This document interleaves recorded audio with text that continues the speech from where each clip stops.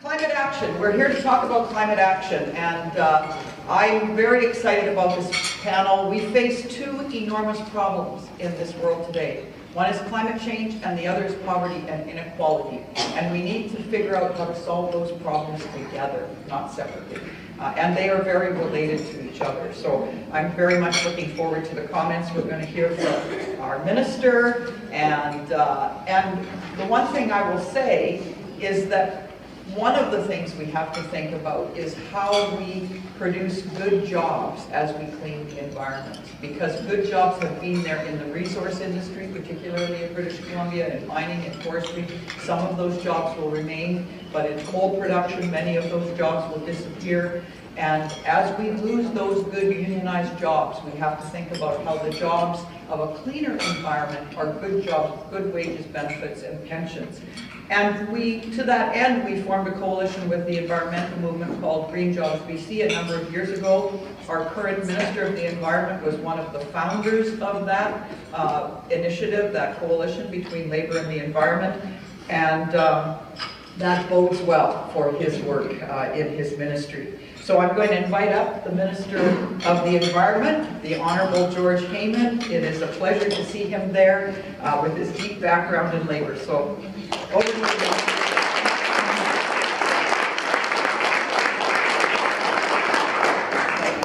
How can I time you if I leave my phone here? Thank you. I got it. Oh, you got it. Please speak close to the mic. It's difficult to have water when the podium is slanted. I want to first start by acknowledging that we're here on the traditional territories of the Coast Salish people. And I also want to acknowledge and thank Charlie Beresford, the Centre for Civic Governance, everybody involved in putting this conference on. I used to be on the board of Columbia in the Centre for Civic Governance. I've been on panels in earlier iterations of these forums, and I've had a chance to see firsthand how valuable it is when people can get together, exchange ideas across boundaries and borders, hear from people with challenging ideas that can inform you as you struggle, as we all struggle at every level of government with how we're going to actually implement measures that have public support that will make a real difference in our communities. I looked at the program and I saw a note somewhere about the minister is going to talk a little bit about post-bond what. And Irene has highlighted the importance for all of us of addressing climate change and also addressing the issues of sustainable communities and jobs for people, particularly people impacted by transition. So I thought it'd be useful if I just spend a minute, not too many minutes, because I want to keep the speech relatively short and leave some more time for questions and discussions about why I'm here and why I'm doing what I'm doing. Irene touched on the role I played as a member of the labor movement, wanting to help bridge the gaps between social activism, labor activism, environmental activism, and put us on the same page so we can work together to address key issues. So I want to flash forward a bit because there's been much in the news lately, and I've actually been one of the interviewees on it about what's happening on the issues of climate, what's happening between the Green Party and the NDP. Will things be stable? Will the government survive? So I just want to talk about the most recent conversation I had with Andrew Weaver, which was about a week ago. And what Andrew Weaver and I keep coming back to is why we're here. Now, people know that I have a long history in caring about a whole lot of social justice issues and equality issues and employment issues and human rights and labor rights issues, and Andrew Weaver cares about many things as well. It's not just climate issues that brought him to politics, but he will say, climate is the issue that made me leave the university and come to politics. And I would say that wanting to find a way to bring people together to make meaningful change in our society to address the threat of climate is the most significant thing that caused me to run in 2013 and is certainly what caused me to run again in 2017. It's not easy. It's a challenge. I learned just how challenging it is when I talk to other leaders in Vaughan. But it's a challenge that all of you in one way or another are aware of and have taken up. And it's a challenge that we need a renewed resolve and commitment in order to address. Let me talk a little bit about British Columbia. We started out making some significant progress on addressing emissions. We drove them down. We drove them down under a premier with which I disagreed, or with whom I disagreed on virtually everything else. But he did understand that there were things that we could do to make a difference in both greenhouse gas emissions, reducing them, while also helping the economy. And then we had 6 years of nothing. In fact, it was worse than nothing. Emissions have been rising. We're going in the wrong direction.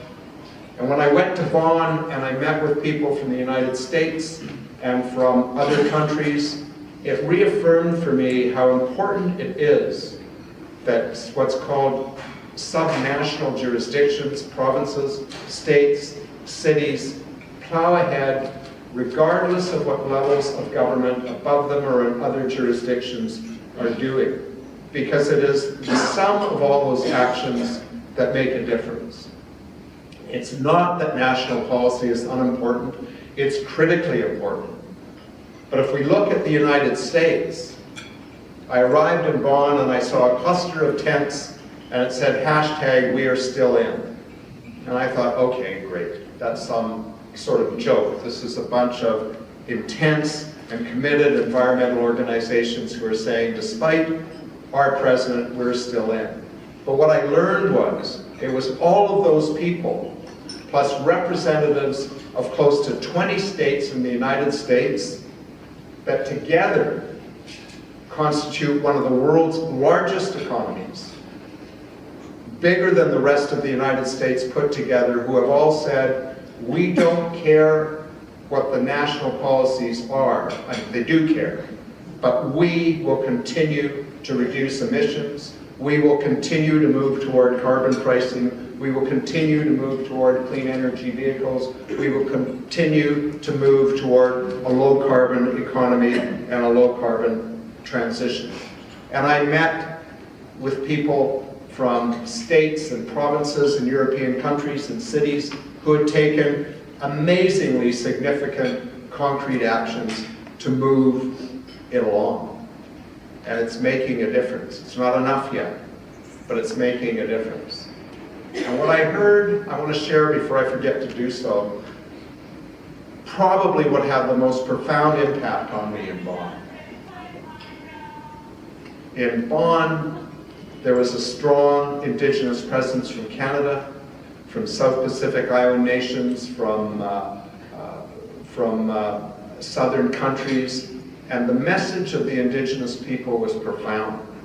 It was, we are on the front lines, our traditions are at risk, our very homes are at risk in the case of people who are impacted by flooding, whether it is oceans or rivers. Our culture depends on our traditions and our food. Even our language is connected to our home. It is amazing because, like all of us, I am a settler here. My parents actually came from Europe. I believe I have traditions, but nothing like millennia of connection and a language rooted in a very specific place and a very specific culture built around how the environment feeds and sustains my community. It was impactful beyond words. And what was also impactful was the determination of everyone in the room to respond to it in a meaningful way. So that's what I brought back to British Columbia.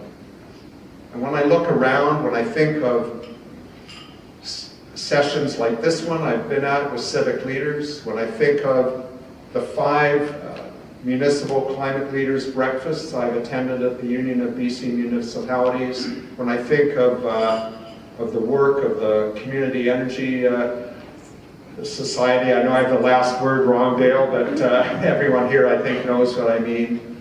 When I think of that work, I know that in many cases Local governments have been there with the limited means they have at their disposal to address the 50% of greenhouse gas emissions that are attributable to municipal activity or activities that take place within municipalities. But what municipalities need is not more words from the provincial and federal government. Municipalities need partners. They need support. You need support. You need encouragement. And you need a framework that brings all of your activities together and amplifies it so that we can set emission reduction targets, not just for 2050, 32 years away, having failed miserably to meet the legislated 2020 targets. Everybody knows it's now impossible.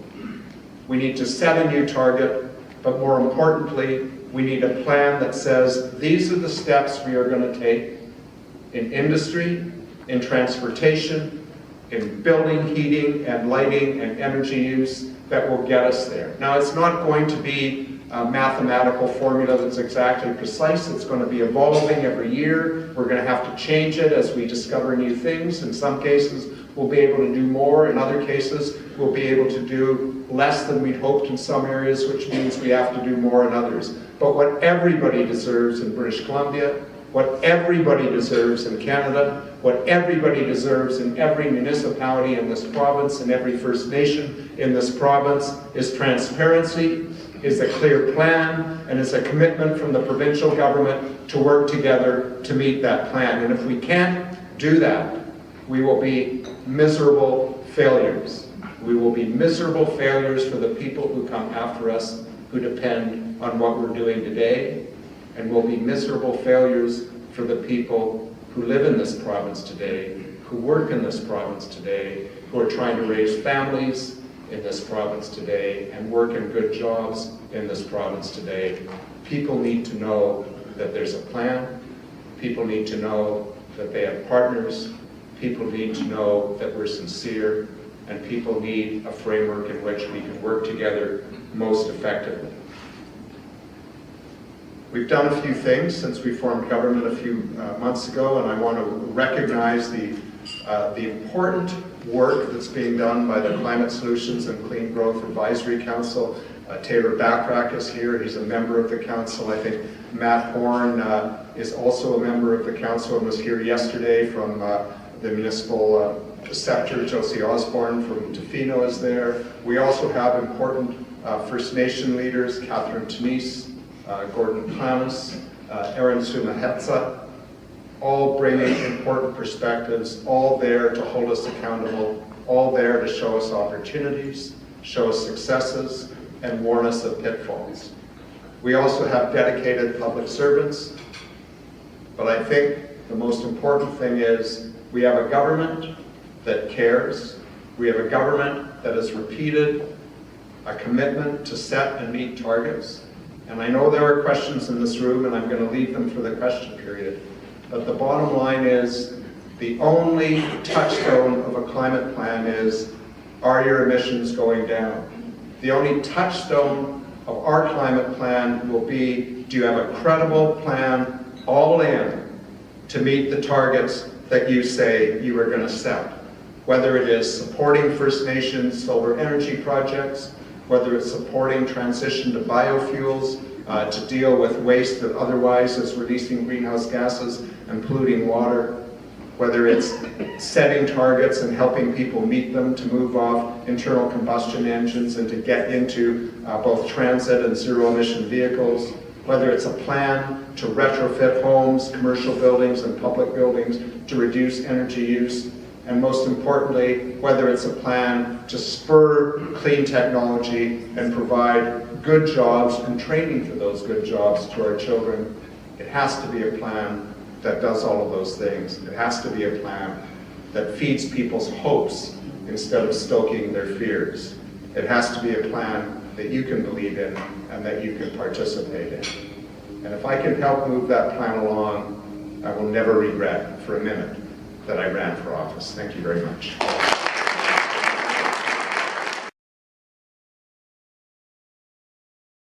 I just want to get a bit of a sense from you.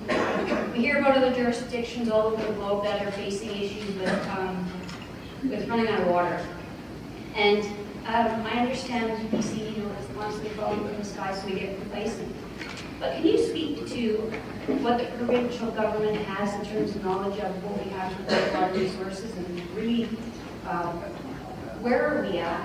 Like, we take it so for granted, and I just want to get a better understanding of where I can find the information to find out exactly where we're at. Thank you for the question, and I wish I had the ability to give you a fact-based technical answer. This is a responsibility, and I don't. Not today, but we'll take it on notice, and I will ensure that I get your contacts so we can get it to you. It's a shared responsibility between the Ministry of Forest Lands, Natural Resource Operations, and my ministry. A couple of years ago, we had a Water Sustainability Act, much of which remains to be effectively implemented through regulation, and some of which needs to be reviewed and is being reviewed. But if I can go from the specifics of your question to a bit more, just step up a notch to a bit more general view. I believe we don't have an adequate handle on what our water resources are, or what the cumulative impacts of all of our activities on individual watersheds looks like. So I know that when my colleague Minister Donaldson and I, along with other ministers, look at renewing land use planning, when we marry that with a couple of pieces of legislation that my ministry is working on, revised environmental assessment as well as species at risk, we need to look at cumulative impacts, and we need to find a reasonable bioregion in which to assess them. In addition to that, one of the simple, I was actually accused of making it too simple when we wrote it in the platform, but my view, our view, is that people have a right to clean, safe drinking water. So we've taken some action to give meaning to that. One of it was to review a long-standing irritant in the Halkar Valley about agricultural waste polluting a watershed for the Splatsin First Nation, for the residents of Steel Springs. We have a report. We're in the process of implementing its recommendations. We set up a joint water governance advisory board with Splatsin First Nation. Just yesterday, an agreement on a water sustainability project with the Nickel Indian Band and other bands in the area was announced by Minister Fraser.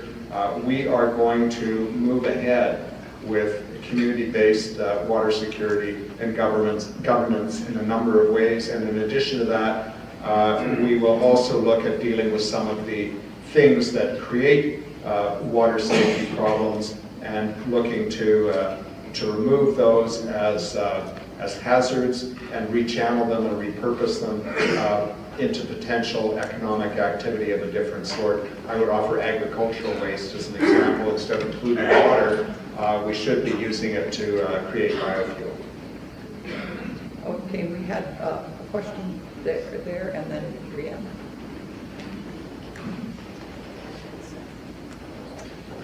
Thanks, Minister Doug Hillian, City of Courtenay, also a former GEU member, for what that's worth. Thanks for your leadership. I understand the economic context and the fact that we're in a time of transition and that it's going to take some significant transition to get to a low carbon economy, but I'm just wondering if you can give us your take on the Site C and the LNG decisions and how that fits with reducing our emissions. I'm going to deal with Site C not so much as an emissions issue, although I know there's a lot of debate about whether it's clean energy or it increases GHGs, and I understand that argument. The decision for us was not whether Site C was the best source of power for the future, or even if we needed power, because it's true we don't need a lot more power in the short term. It's also true that if we're going to reduce emissions, we need massive electrification of industry. But the decision on Site C was simple and it was tough. It wasn't one we were happy about making. It was simply based on, with a $4 billion hole, or with a project that's $2 billion completed and X amount of dollars to remediate it, what impact does it have on BC's debt, ability to borrow, and ability to do some of the other things that were important? That was the basis of the decision. I understand many people disagree with it. I only ask that people accept we made it in good faith with no ulterior motive. We haven't made a decision, well, we have made decisions related to LNG, but I was frustrated by the reporting because the story for us, first of all, the story that was reported was BC government offers $6 billion in tax concessions to LNG. That, of course, is only contingent if it goes ahead, and the remainder of potential revenue to the province is realized, which is almost 4 times that. But what actually happened and what the story for us was, LNG Canada said, we're moving toward making a final investment decision. What is the fiscal climate like if we want to invest, and what other conditions do we have? As government, which is different than being opposition, we thought any proponent deserves an answer. We need to give them an answer. And the answer was, here's what we can do on the fiscal side, but our conditions have not changed in 4 years, and they include support from First Nations, and there is a very significant First Nation obstacle to the pipeline route, and we have said you have to deal with that. And the other one is we have to protect our air, land, and water and meet our climate commitments. So while I have been misquoted as saying LNG Canada can fit into our climate plan, what I have said is we are going to set a target of 40% below 2007 levels by 2030. There needs to be contributions from the whole industrial sector, from transportation and from buildings and homes. And if LNG Canada, along with the rest of industry, can fit into that scenario, then that's fine. We don't care how we meet our targets, but our bottom line is we're committed to meeting targets, and whatever happens in the industrial sector collectively has to do that, which raises important questions for industry as a whole. The Business Council has said on the one hand, we know we need a low carbon economy. On the other hand, we want LNG. So what I'm going to say to them when I meet with them is, okay, tell us how we're going to do that. And if you're able to make the cuts in other areas that can accommodate these greenhouse gas emissions and to LNG Canada, what more can you do with your project to drop it to a level that could fit? So it's that's the paraphrase of what I said in many interviews, which is not the same as what people chose to report. So we have a very short time. Rhiannon, I'm going to give you a question. Try and make your question short. And Minister, I'd ask you to try and make your answer short, which isn't always easy, but give it your best shot. Simple question I'm going to ask. Give it your best shot, both of you. So I appreciate, some of the words you said today and some of the other speakers about the ability for local people to affect change in solar and all of the ability that local has to do things. But what about the bureaucracy of stopping things? So we have so many decisions about environmental things that are controlled through Ottawa that are crisis things that need to be addressed quickly that's not happening. There's fish farms that are being occupied. Those fish farms needed out of the waters like 10 years ago, 15. They never should have been put in. They need to go. We've got people up at Burnaby Mountain right now that have got bodies on the line that are being arrested we've got over 100 people now. So how is your ministry going to deal with that bureaucracy of people in Ottawa making decisions about stuff that they frankly don't I'm going to fight that swear word back, but they know Damn well. They know nothing about. And we've got Indigenous leaders, we've got Indigenous people sending very clear and strong messages that we know we've got, as you said, a millennia of uninterrupted knowledge, mostly uninterrupted knowledge, of how to care for our lands and how to care for these environments. So how are we going to address that bureaucracy and of stopping those things that are causing immediate crisis level issues? So Irene, this really isn't a yes/no question. So I'll deal quickly with two things you raised. We're very frustrated with fish farms. 90% of the authority of fish farms rests with the federal government. Most British Columbians think it rests 100% with the province, which is not true. We have met with First Nations. We are trying to work our way through it, particularly in the Broughton Archipelago. Our influence is limited to the leases that cite them, as well as what they discharge into the water. And we're working to regulate that in my ministry.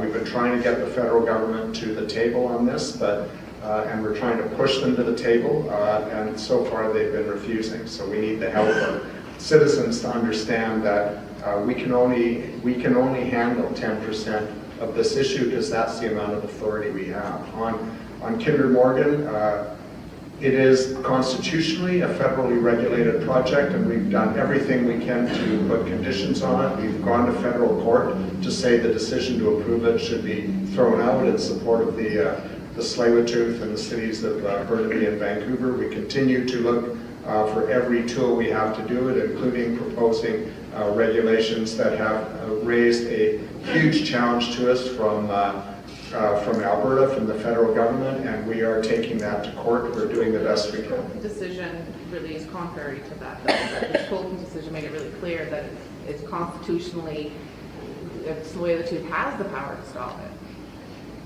Well, that is before the federal court at the moment. I'm sorry, that's all the time we have for questions. Please join me in thanking Minister Heyman.